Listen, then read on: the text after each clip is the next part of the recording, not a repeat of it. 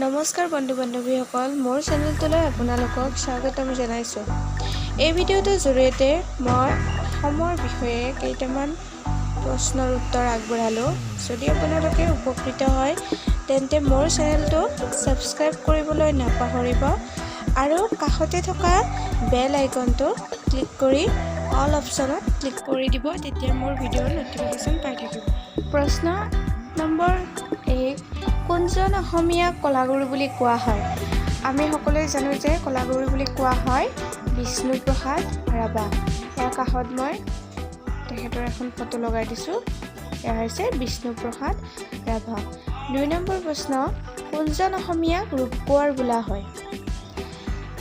ৰূপকোঁৱৰ জ্যোতিপ্ৰসাদ আগৰৱালাক কোৱা হয়।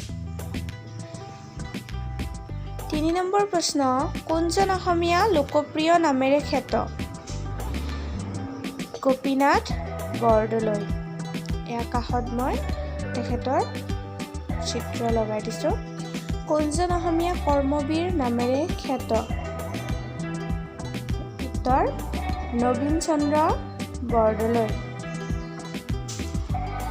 5 নম্বৰ প্ৰশ্ন, কোনজন অসমীয়া দেশভক্ত নামেৰে খ্যাত?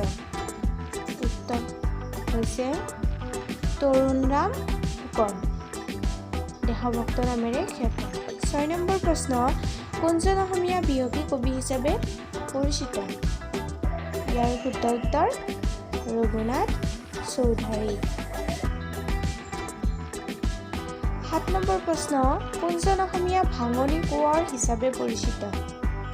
ইয়াৰ শুদ্ধ উত্তৰ হৈছে আনন্দ চন্দ্ৰ আগৰৱালা। 8 নম্বৰ প্ৰশ্ন, নটসূৰ্য নামেৰে খ্যাত অসমীয়া ব্যক্তিগৰাকী কোন? তেখেত হ'ল ফণী শৰ্মা। ইয়াৰ ফণী শৰ্মাৰ চিত্ৰ লগাই দিছোঁ। 9 নম্বৰ প্ৰশ্ন, অসমৰ কোন ঠাইত উচ্চ ন্যায়ালয় আছে?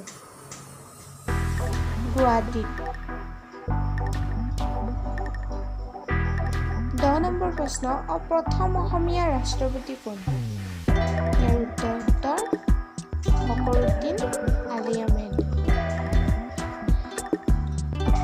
ভিডিঅ'টো শেষলৈ চোৱাৰ বাবে আপোনালোকক ধন্যবাদ জনালোঁ।